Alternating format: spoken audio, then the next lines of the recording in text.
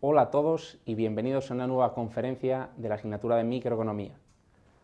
Hoy vamos a hablar de las operaciones de arbitraje.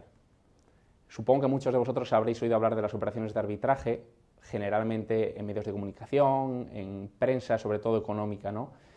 E incluso por alguna actividad, digamos, que puede estar en el límite de la legalidad. Habitualmente las operaciones de arbitraje son operaciones legales, pero a veces rozan un poco lo que cierta gente puede considerar ilegal. Vamos a ver en qué consisten las operaciones de arbitraje. Pues una operación de arbitraje no es más que la compra de un producto en un mercado y la venta de ese mismo producto en otro mercado distinto. Muy sencillo, es una transacción, compro y vendo, una pura intermediación podríamos pensar. Pero tiene una característica muy importante y es que se tiene que producir en el mismo momento de tiempo. Es decir, yo puedo estar al teléfono haciendo una transacción con una persona, le compro un activo determinado y por otro teléfono al instante le vendo en ese mismo instante ese mismo activo. Hay un margen, yo identifico que puedo ganar X cantidad de dinero y obtengo ese retorno, lo monetizo, ¿de acuerdo? Hay una característica importante y es que es una operación libre de riesgo. Como estoy haciendo ambas operaciones, las contrarias, en el mismo momento de tiempo, no tengo ningún tipo de riesgo y por tanto tengo un beneficio inmediato. Una cosa peculiar de las operaciones de arbitraje es que no necesariamente necesita que se lleven a cabo en dos mercados. Pueden darse en 3, en 4 o en 5. Esto es muy habitual, de hecho, en los mercados de divisas, donde las divisas cotizan por lo que se llama par de divisa. El euro-dólar es un par de divisa, el dólar-yen es otro par de divisa, y así podríamos ir acaparando mercados de forma que podamos identificar ciertos errores en el mercado, arbitrarlos mediante estas operaciones y beneficiarnos y obtener una rentabilidad adecuada. Como bien señalamos en el último punto, es muy habitual en los mercados financieros. ¿Por qué van a aparecer, o por qué aparecen, mejor dicho, estas operaciones de arbitraje? Bueno, pues porque los mercados son imperfectos y como todo mercado imperfecto, pueden aparecer oportunidades de hacer dinero y por ello las operaciones de arbitraje. Entre otros motivos por los que pueden aparecer es por la falta de información. No todos tenemos la misma información. Lo estamos viendo estos días con lo que ha ocurrido en Japón. Lógicamente hay información en ciertos extractos de la sociedad, en cierta gente que pueden utilizarlo para sacar cierto rédito financiero, ¿no? A nosotros nos puede llegar más tarde esa información y por tanto salir perjudicados. Eso es lo que puede beneficiar y lo que de hecho beneficia estas operaciones de arbitraje. Y además la existencia de múltiples mercados. Es muy complicado tener constancia y conocer todos los mercados en profundidad y por eso nacen estas operaciones.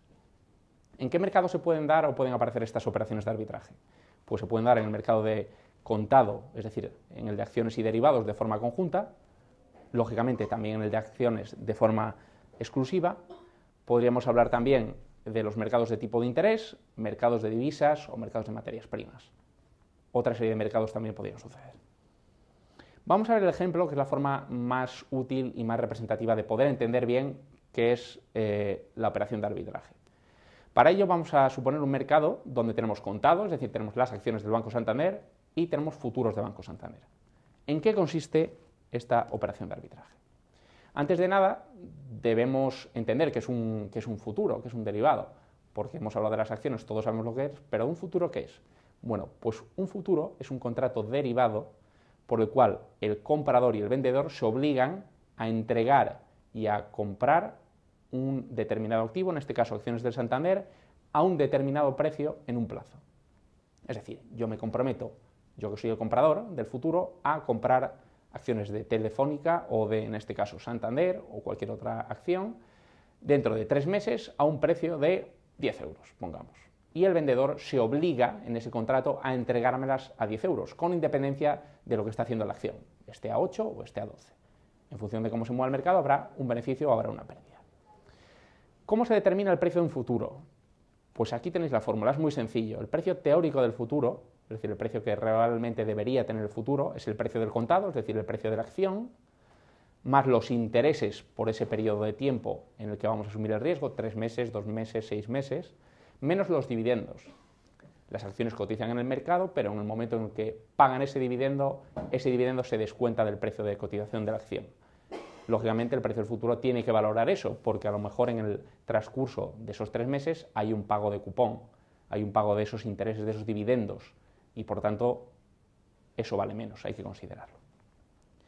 Ahora mismo un poco en Europa, para que sepáis qué cámaras de compensación, y os suenen un poco, tenemos. En España existe MEF, que es el mercado de futuros y opciones, digamos, local, y en Europa el más conocido es Eurex, que es una plataforma alemana que da servicio a toda Europa. Vamos a ver el ejemplo con números. Vamos a suponer que la acción de Santander está cotizando a 9,20 euros y que el precio del futuro cotiza a 9,50. ¿Hay ineficiencia en el mercado? ¿No la hay? ¿Cómo la aprovechamos? Muy bien, sabemos cuál es el precio teórico del futuro, hemos visto la fórmula y por tanto podemos saber si hay una oportunidad de hacer dinero ahí. Por tanto, si el precio del futuro es mayor que el precio teórico del futuro, que habíamos comentado con anterioridad, lo que vamos a hacer es vender el futuro y comprar el contado, es decir, compramos la acción hoy y nos comprometemos a venderla en el futuro. ¿Por qué? Porque sabemos que la estamos vendiendo a un precio superior al que vale.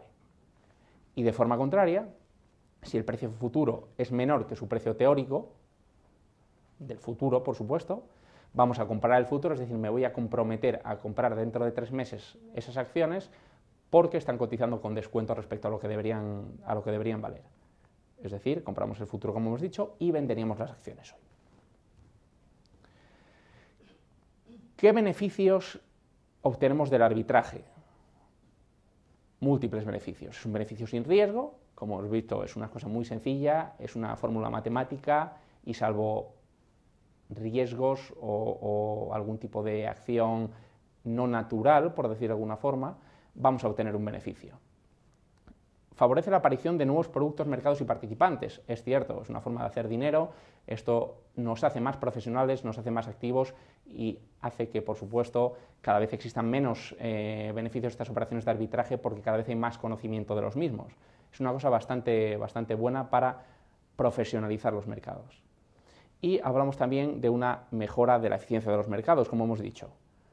Hay más información, tenemos más intercambio de operaciones en los mercados y por tanto sabemos mejor cuánto valen las cosas ahora y cuánto van a valer en el futuro. Es cierto que puede haber errores. De todas formas, me gustaría puntualizar una cosa, y es que generalmente hablamos de operaciones de arbitraje asociadas a que no hay ningún tipo de riesgo. Y es cierto que se emplea este término muchas veces en operaciones que tienen riesgo, porque como bien he dicho hace unos instantes, puede surgir algún tipo de contratiempo en el mercado que haga que ese precio teórico varíe, pues por un terremoto, por una nacionalización o por cualquier incidencia de este estilo que podría llevarnos a tener una pérdida en lugar de un beneficio o una pérdida mayor de la esperada, un beneficio menor de lo que nosotros estimamos en un primer lugar. Por último, y para concluir, deciros que el mercado donde más transacciones de este tipo, como bien comentaba al principio de la conferencia, donde más operaciones de este tipo se dan, son los mercados de divisas y mercados de materias primas. Con esto terminamos la conferencia, espero os haya gustado y nos vemos el próximo día. Muchas gracias.